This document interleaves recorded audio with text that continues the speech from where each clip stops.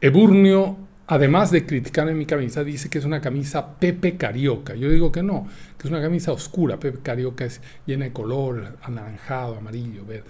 Y esta es una camisa oscura, un poco más moteada que las anteriores, pero es una camisa seria de verano. Esto en medio de una discusión sobre el juez Erdogan. Está muy sensible Eburnio, demasiado sensible, más de este que lleva esta pulsera de oro, ¿no? Una asociación subliminal ahí con la riqueza. Tiene con el juez Erdogan un asunto, porque lo ha condenado a Trump a pagar 355 millones de dólares, después le bajaron a 175, para que Trump pague por un juicio que, etcétera. No vamos a entrar en detalles. Lo importante es que este juez le ha hecho una trampa 22. Catch-22 era una película allá en los años 80, donde el concepto de trampa 22 es que si entras, estás fregado, y si sales, también. Por el lado que te agarre, estás fregado. Si el tipo paga los 175 millones de dólares, quiebra. Y si el tipo no paga los 175 millones de dólares, quiebra. O sea, está fregado. ¿Cómo? ¿Qué dice usted? Dice que quiere darle su moneda a Trump para contribuir. Eburnio, pero usted no va a lograr nada con eso. No lo va a ayudar. ¿Es usted trampista, Eburnio? Dice que vota Eburnio con los Tres de La Habana y que canta: ay, ay, ay, ay, por Dios, yo voy a votar. No, cállese. Vamos a perder clientela si usted sigue con esa canción. O ganar, pero no podemos. Eburnio, usted no se puede pronunciar. Calma, pueblo. El tema de hoy es el fin del capitalismo.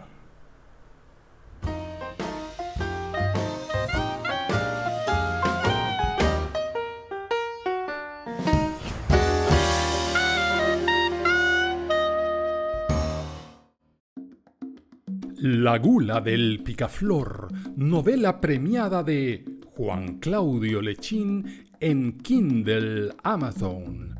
Un congreso hispanoamericano de seductores galantes y perversos sesiona en un lugar secreto.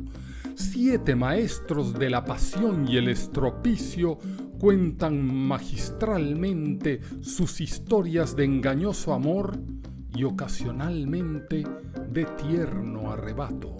Por solo $8.65, La gula del picaflor en Kindle Amazon.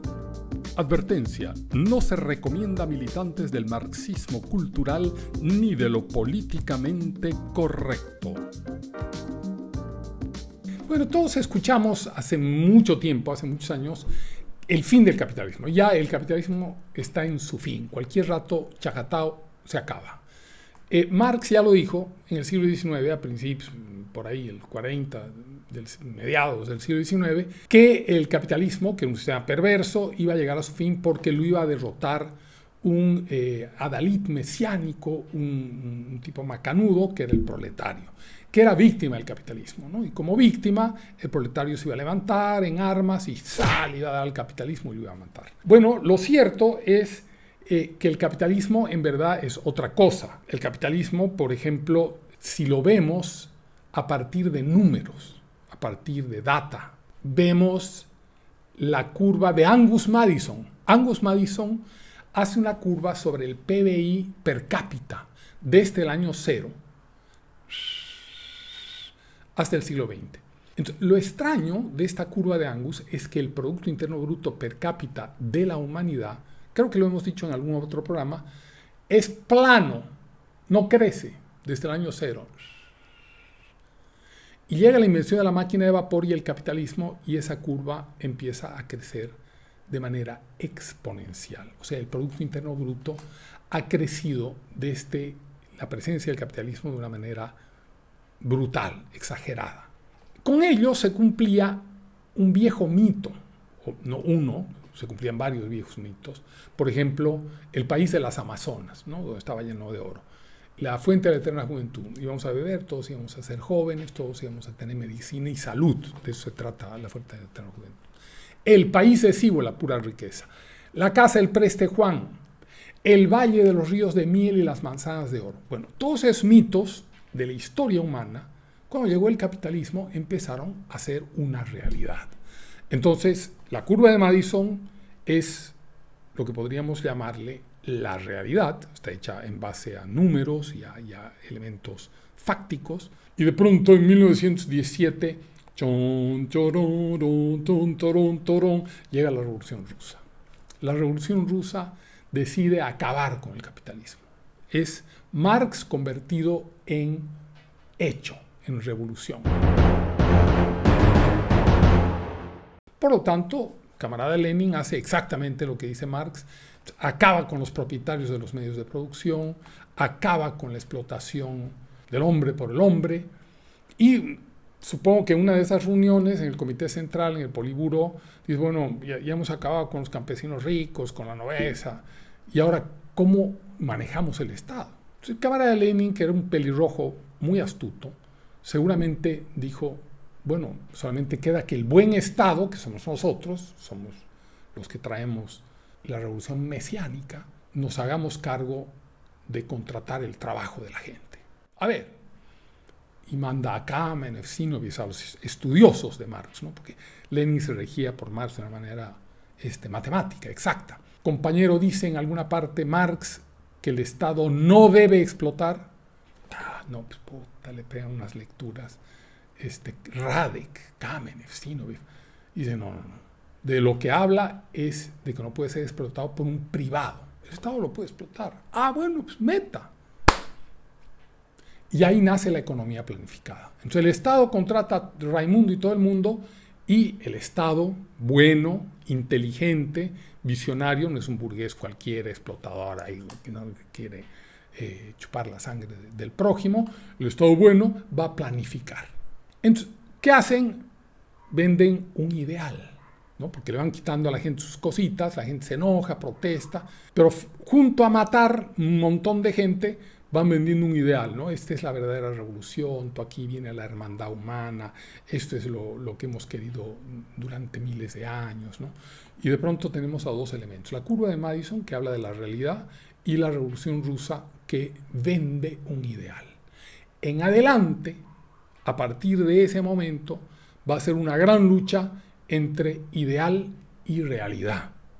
Ese va a ser la gran contradicción que va a llevar la historia del globo terráqueo a partir de la Revolución del 17.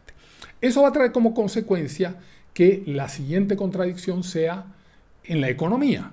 Si en la filosofía es ideal versus realidad, en la economía es economía planificada, que es el ideal, nosotros vamos a hacerlo todo bien, versus el libre mercado. Y en la política, en los sistemas políticos, es el sistema comunista o socialista, como le llamaban así para edulcorarlo, y el capitalismo. Entonces, ¿no? Vamos a ver esos tres grandes elementos. Ideal versus realidad, comunismo versus capitalismo, y economía planificada versus libre mercado. Y hoy comienza la historia, y pronto, anunciado ya en el siglo XIX, el fin del capitalismo. Para eso ha llegado la Revolución Rusa, la revolución que después sería soviética. De pie los pobres del mundo, de la Unión Soviética. Y Eburnio saludando, ¡sa! No, Eburnio es con el puño, es el saludo fascista, a la vez se confunde un poco. Llega la Revolución Rusa y empieza no solamente las grandes acciones, sino los grandes debates ideológicos. Y ahí que aparece Joseph Schumpeter, un crack del capitalismo, porque es uno de los tipos que ve exactamente cómo se va a desarrollar el mercado capitalista a través de la competencia. Schumpeter dice que la competencia va a hacer que mejoren los productos cada vez, que crezcan, que muten, que los ricos de hoy a través de la competencia van a quebrar y vendrán otros ricos más eficientes.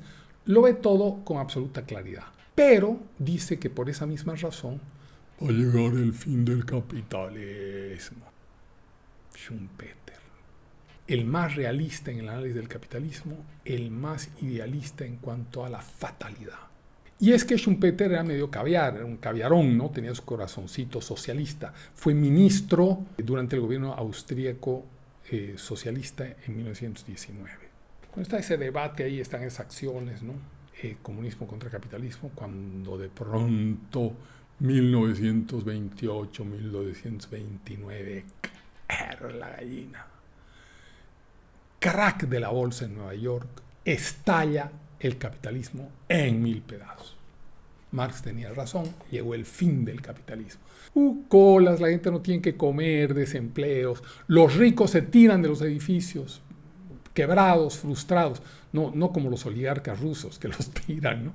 Se tiran ellos porque ya no pueden sus grandes ambiciones, sus deudas, ¿no? Y en ese momento tremendo, el mundo obrero, el mundo popular dice, efectivamente, capitalismo es una mierda. Y por otro lado, los bolcheviques, los soviéticos, hacen pues su trabajo del ideal, ¿no? De la propaganda. Van mostrando en sus documentales, en sus películas, en sus narraciones, van mostrando gente trabajando, hermanada, todos felices, las mujeres con su trapito en las industrias, limpias, bonito, todo el mundo fantástico, tipos musculosos, bien alimentados, ¿no? Entonces la gente evidentemente empieza a crecer, la militancia comunista, normal, la gente dice, bueno, esta promesa de abundancia es una falsedad.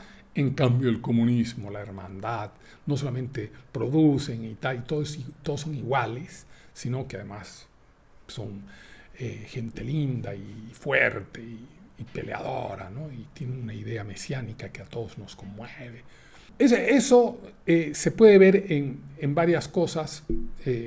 Por ejemplo, hay una magnífica, maravillosa, extraordinaria obra teatral, en realidad el libreto, del venezolano José Ignacio Cabrujas, que se llama El día que me quieras, que es una preciosura, es una obra de arte ese libreto teatral, donde Gardel llega a Caracas, donde da su último concierto. Después, como muchos saben, Gardel vuela a Barranquilla, donde se estrella su avión y muere. O sea, el último concierto lo da en Caracas, y Cabrujas hace una elaboración que Gardel entra a una casa, unos helechos bellísimos, entra y dice, se parecen a los helechos de la casa de mi madre, allá en Montevideo, ¿viste? Y la familia, los hijos, los padres han muerto, han heredado la casa, están debatiendo si vender la casa o no. El novio de una de ellas es comunista y la ha convencido a su novia de irse a la Unión Soviética, vender la casa para tener plata para irse a la Unión Soviética, para ir a las comunidades de trabajo. Él quiere participar en ese sueño de la fundación de una nueva hermandad humana. Es muy interesante el personaje porque todo el tiempo está hablando de la gente de aquella época, de la Unión Soviética, ¿no? De autores, de escritores de la Unión Soviética, pero eso muestra cuán de moda y cuán presente estaba ese bienestar que había en la Unión Soviética. Bueno, el ideal eran los coljoses, los soljoses, toda esa cosa comunitaria, medio hippie, todos somos hermanos, charán, charán, charán, vamos a trabajar, a convivir, ¿no? Y ser felices. Ese era el ideal. La realidad de esa misma época, del día que me quieras, más o menos de esa obra de teatro, es que cuando los soviéticos ganan la Segunda Guerra Mundial en 1945, sovietizan todo lo que han liberado de los nazis, lo vuelven soviético. Este es mío. O sea, nada de que, bueno, hagan lo que quieran, quién les mando plata, que es lo que hizo Estados Unidos con el Plan Marshall. No. Sovietizan. Eso significa todos los gobiernos a partir de aquí en adelante obedecen a Moscú. O sea, crean países vasallos en todo el este. Y por supuesto, como ustedes saben, mitad de Alemania también, ¿no? Se hace un bloque socialista. Ya no solamente la patria del proletariado, la Unión Soviética, sino el bloque socialista. Par de años más tarde, de toda esta sovietización, agarran gente y la pasan de Rumania al Gulag, de Checoslovaquia, hacen un merengue de gente. Miles de personas, millones de personas son maltratadas, todos los gobiernos son sacados, Y cuando hay alguien que se opone, le dicen que usted no cree en el ideal. ¿Cómo? ¿Usted no cree en el ideal? Fusílemelo inmediatamente, por favor.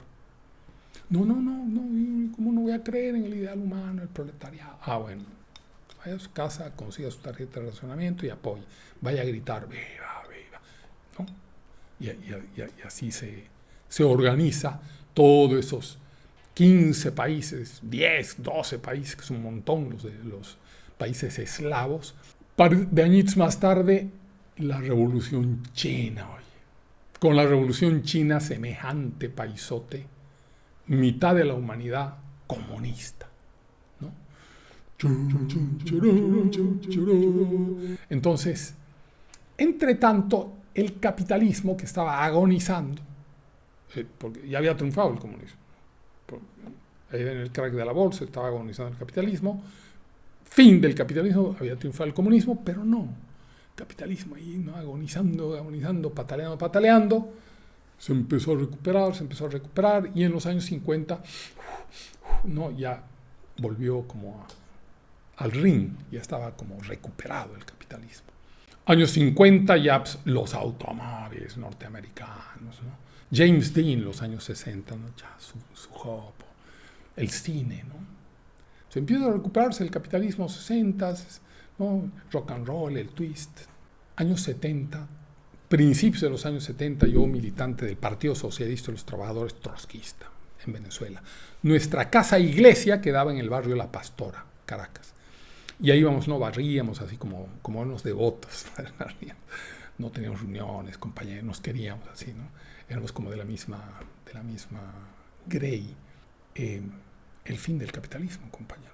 Se insistía de Marx imperturbablemente que el capitalismo estaba llegando a su fin. De ahí me iba a la universidad con mi amigo Salomón Raidán, que ya les he contado en alguna oportunidad de quién es. Éramos de colegio, nos íbamos a la Facultad de Ingeniería hechos a los grandes, ¿no? Que tomar el cafetín, ¿no? Tomar un café. Ahí todos los que veíamos creíamos que eran revolucionarios. Y ahí llegaba el hermano de Salomón Raidán, Enrique, floco, así parece un espagueti, su barba, ¿no? Mesiánica, pelo corto, barba, blue jeans y botas de guerrillero, flaco, ¿no? Gesticulaba así, ¿no? Chico, ustedes, huevones, decían, lo que tienen que hacer, haz peso que el sistema se cae. Haz peso que el sistema se cae. Bueno, esa consigna, haz peso que el sistema se cae, era una consigna que tenía el Poder Joven, que era una organización indefinida, sin liderazgos, que era un rebote precioso que tuvo el Mayo francés en Venezuela. Entonces, era un lugar donde todos queríamos estar, ¿no? Las asambleas de ingeniería eran del Poder Joven, ¿no? Entonces, pero ese aspecto que el sistema se cae no significa otra cosa que el fin del capitalismo. Entonces, en todas partes era el fin del capitalismo. Y por supuesto, Salomón y yo, que éramos los estudiantes de colegio, carne de cañón, salíamos a tirar piedras a la Plaza de las Tres Gracias contra la policía, a hacer peso para que el sistema se caiga. Y ese era nuestro ideal. La realidad es que Venezuela, con el sistema capitalista, en ese mismo momento, le iba muy bien. Mis tíos en Caracas eran de clase media. Vivíamos en un departamento de 2 dormitorios, mi tío tenía un Volkswagen, y poco a poco fue cambiando de auto, fuimos cambiando de departamento a la planta baja de una casa, después mi tío compró una casa. O sea, con el tiempo el sistema funcionaba en Venezuela y nosotros, mi tío trabajador, por supuesto, mi tío Nasib, trabajador, otra vez yo planteaba el ideal, la revolución y el mundo de la hermandad social comunista, y mi tío planteaba las realidades, ¿no? El que llevaba el plato lleno a la mesa y me daba los 30 bolívares para mi semana era la realidad para que yo fuera a cacarear el ideal. Le estaba yendo bien al capitalismo, años 70, 80, inversamente a lo que había pasado en el crack del 28, el capitalismo le iba bien y al comunismo le iba mal, ¿no? La Unión Soviética tenía 30 años con una caída del PIB, o por lo menos no crecimiento del Producto Interno Bruto. La economía planificada está demostrando ser inservible, absolutamente inservible, y los soviéticos, los rusos, es decir, los soviéticos cada vez estaban en problemas económicos mucho más fuertes.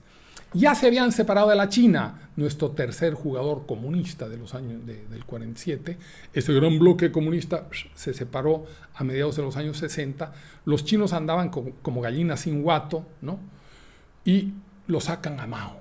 Lo sacaron a Mao Zedong. Su gran timonel, su gran hombre, X y Z, lo sacan. Y es ahí que los chinos dicen, al parecer, no, dicen los chinos, este sistema de la economía planificada no sirve.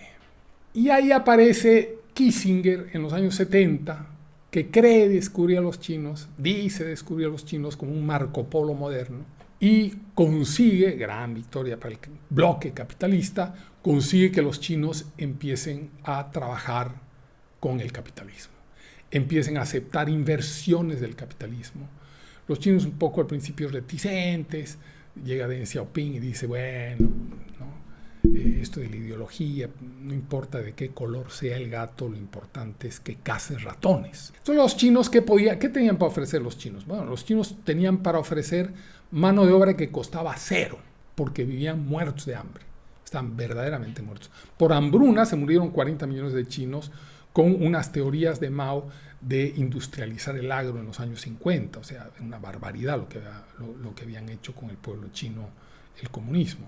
O sea, los millones de muertos son incontables, ¿no? Y ahora seguían sin generar. Entonces, cualquier cosa que viniera el capitalista y les pagara era pues multiplicar por n el cero, ¿no es cierto? Los capitalistas, obviamente que no ven más allá de sus narices ni del balance de cada año, dijeron, Caracas, esta es la nuestra, y fueron a pagar miserias, pero a tener mano de obra paulatinamente cada vez más calificada. Y los chinitos, pacientes, ¿no? Siéntate a la orilla del río a ver pasar el cadáver de tu enemigo, dejaron que invirtieran y fueron creciendo y creciendo. El mundo capitalista estaba feliz. Porque el burgués, el concepto de liberal, es que la avaricia, la generación de riqueza es natural. Y que cuando tú dejas a la gente libre, se va a ir, ¿no?, directamente a generar riqueza. Entonces, esa es una premisa. Entonces dijeron, los chinos, en lo que vean plata, en lo que vean desarrollo económico, se van a volver capitalistas. Lo que a veces olvidan los liberales es que no solamente la avaricia y no solamente la búsqueda del lucro es natural, también es natural la ira, también es natural el poder, ¿no? También es natural la degollina, ¿no? También lamentablemente es natural el asesinato, ya está en la Biblia, ¿no? Entonces, no es que si dejas todo naturalmente va a llegar al capitalismo, porque hubiera llegado cuanto a. Entonces, pero en la filosofía, sobre todo norteamericana, eso es así como un dogma, ¿no? Tú muéstrale $1 hecho por su trabajo a alguien y se envicia con el capitalismo. Y esperaban que la China se enviciara con el capitalismo y más pronto que tarde se uniera al gran bloque del capitalismo mundial. Los años 80, hemos hecho un recorrido del fin del capitalismo con el crack de la bolsa del 28, renace el capitalismo, había ganado el comunismo, ¿no? Se agarran el este europeo, aparece la China comunista, por supuesto Cuba después, y con los años empieza a languidecer el comunismo y empieza a surgir el capitalismo que es agonizante, ¿no? Y en los años 80 estaba pues fortachoncísimo el capitalismo y el comunismo estaba muy débil. Además estaba el capitalismo aliado con la China, ¿no? Lo cual era mucho respaldo. Y he ahí que el presidente Ronald Reagan de los Estados Unidos, ojo al charque, ve una ventana de oportunidad, le pega un zarpazo y lo hace caer al comunismo. O sea, el capitalismo, que era el fin del capitalismo que anunciaba Marx en 1990, el que cae es el comunismo. Claro, no se puede hablar en ese momento cae el comunismo soviético. No se puede hablar del comunismo chino porque había la certeza, la seguridad, casi matemática, que los chinos tenían un pie en el capitalismo y otro en una cáscara de plátano. O sea, cualquier momento, Saki, esos chinos, ¿no?, entraban a formar parte del bloque de la libertad y tal. Fue tremendo la caída de la Unión Soviética.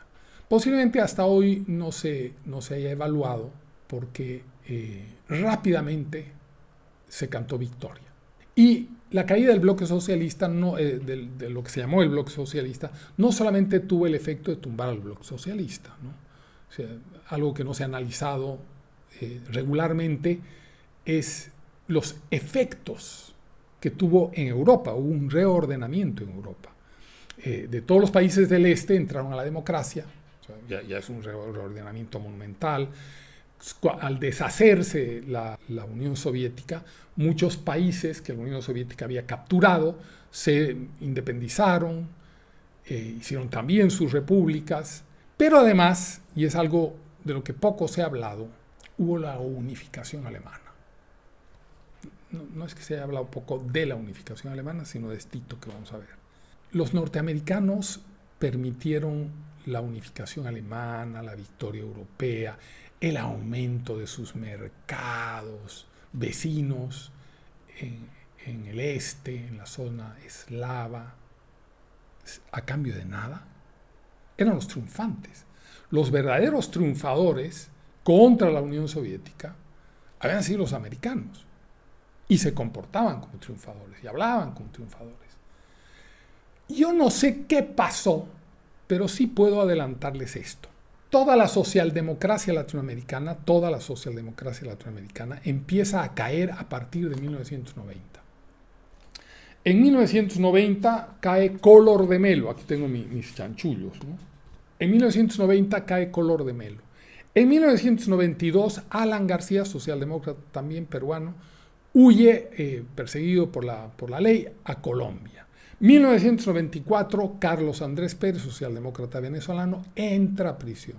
Mismo 1994, Jaime Paz Zamora, su partido, el MIR, es acusado de tener narcovínculos. Por lo tanto, se produce una ruptura del partido, etc. O sea, de pronto todo se debilita y vienen políticos de sustitución pro-norteamericanos. Entonces, yo no puedo creer que solamente los corruptos, los que acusados de corrupción, porque después se demostró que Carlos Andrés Pérez no era culpable, etcétera, etcétera, que Jaime Paz no tenía narcovínculos, pero es otra historia. Lo cierto es que los que se posicionan son los políticos pro-norteamericanos. Y todos esos políticos pro-socialdemocracia europea, alemana, y no protesta la socialdemocracia europea. Claro, como la acusación era de corrupción, pero ni siquiera dijo investigaremos a Muquis. Entonces, algo hubo para negociar semejante acuerdo geopolítico, porque hay otros casos que podemos ver. Entonces, era el precioso pago que le tenía que dar Europa a Estados Unidos a cambio de la unificación alemana, la caída de la socialdemocracia en América Latina. Ahí están los datos. Nadie más cayó por corrupción fuera de los socialdemócratas. Otro gran efecto del triunfador, ¿no? La globalización. Las empresas locales norteamericanas pasaron a ser empresas globales. Starbucks, que tenía en Seattle, ¿no?, sus cafecitos ahí, se expandió por todas partes del mundo. McDonald's, que era importante en Estados Unidos, a todo el mundo.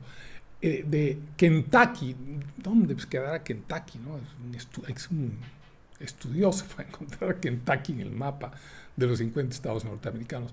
El coronel Sanders con sus pollos fritos en todo el mundo. Era el victorioso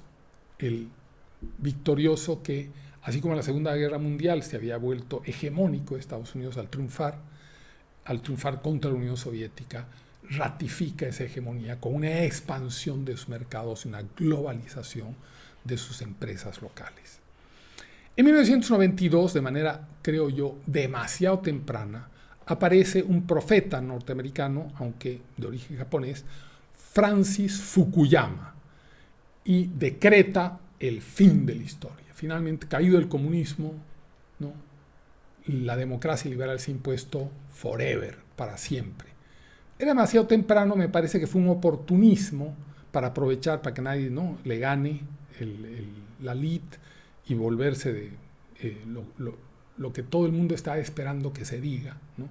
Alguien que analizaba la historia y todo y decía, ven adelante ya, solamente la economía liberal, el comunismo está derrotado. Es un tema que ha ido por ciclos, el fin del capitalismo, el fin del comunismo, el fin del capitalismo, el fin del comunismo.